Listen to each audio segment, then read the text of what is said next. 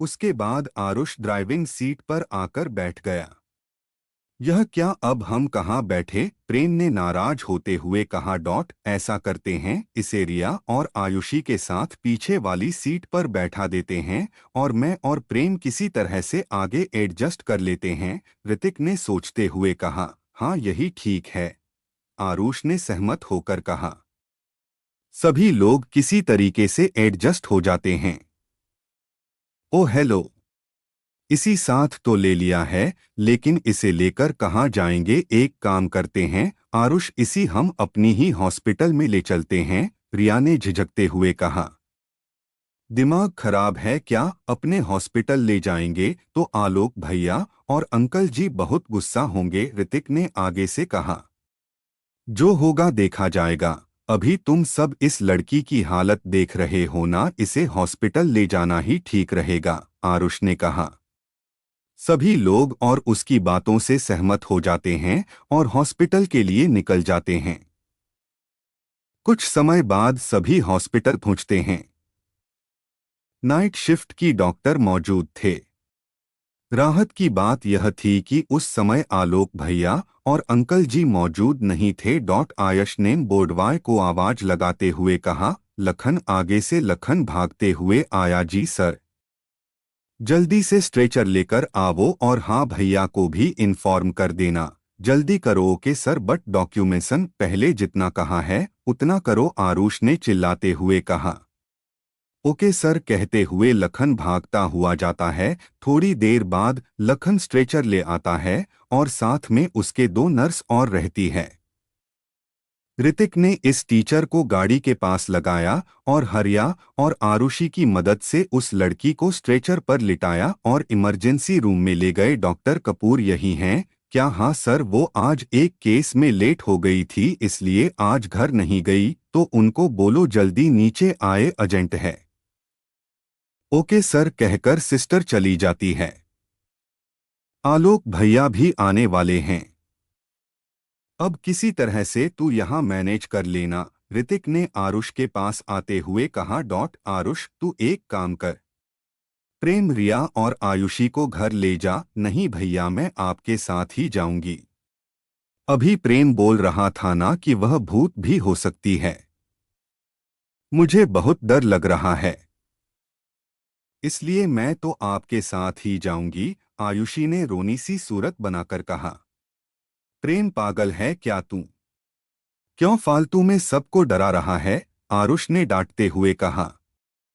मैं क्या कह रही थी, मैं भी यही रुक जाती हूँ, अगर इस लड़की को होश आ गया तो किसी लड़की का होना भी जरूरी है, रिया ने आरुष को देखते हुए कहा। भी लोग रिया की बात से सहमत हो जाते हैं और वापस घर लौटने की तैयारी करते हैं। रिया ठीक से जाना ऋतिक, कोई जल्दबाजी मत करना, लेट हो जाओ तो घर पर ही रुक जाना। ऋतिकों के बैठने में आलोक वहां पहुंच जाता है। आते ही वह सवालों की झड़ी लगा देता है। आलोक, क्या हुआ आरुष? रिया ठीक तो है आरुष? क्या मतलब? रिया तो बिल्कुल ठीक है, अभी वह रेस्ट रूम में है।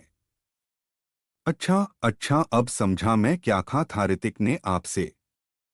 आलोक, अरे ऋतक तो बहुत पैनिक होकर बोल रहा था कि जल्दी आओ भैया, रिया को कुछ हो गया है। आरुष, अरे नहीं नहीं भैया, रिया तो बिल्कुल ठीक है।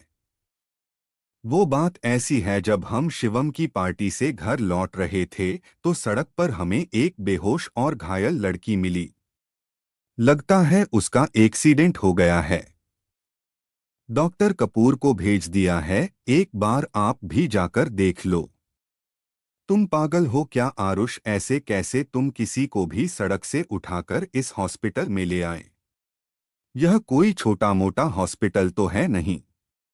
अगर कोई पुलिस केस बन गया तो किस किस को जवाब देते फिरेंगे? और सबसे बड़ी बात, अगर पापा को पता चला तो क्या होगा? नहीं आरुष, हम इतना बड़ा रिस्क नहीं ले सकते, हमें पुलिस को इन्फॉर्म कर देना चाहिए। आरुष, पर हम इसे ऐसी हालत में भी नहीं छोड़ सकते। पहले कोशिश करते हैं, अगर इसे जल्दी होश आ गया तो ठीक है, नहीं तो पुलिस को भी इन्फॉर्म कर देंगे। और रही बात पापा की, तो मुझे नहीं लगता कि उन्हें इस फैसले से कोई दिक्कत हो सकती है। रिया भैया, आई थिंक आरुष सही कह रहा है। हमें पहले लड़की की कंडीशन जान लेनी चाहिए, उसके बाद जो भी होगा अंकल को इन्फॉर्म कर देंगे। आलोक ओके, बट सिर्फ मैं कंडीशन देखकर ही बताऊंगा कि आगे क्या करना है। आरुष ओके। इसके बाद आलोक इमरजेंसी रूम की तरफ चला जाता है और रिया एवं आरुष बाहर बैठकर इंतजार करने लगते हैं। लगभग आधे घंटे के बाद आलोक बाहर आता है। आलोक, मैंने महिमा से बात की, वह बता रही थी कि केवल बाहरी चोट ही है, कोई इंटरनल इंजरी नहीं है। ऐसा करते हैं, सुबह तक इसे यही रखते हैं, अगर होश आया तो ठीक, नहीं तो पापा को बताकर पुलिस को इन्फॉर्म कर देंगे। रिया थैंक्स भैया। तो अब हम घर जाएं क्या? आलोक हाँ, हम घर चलते हैं।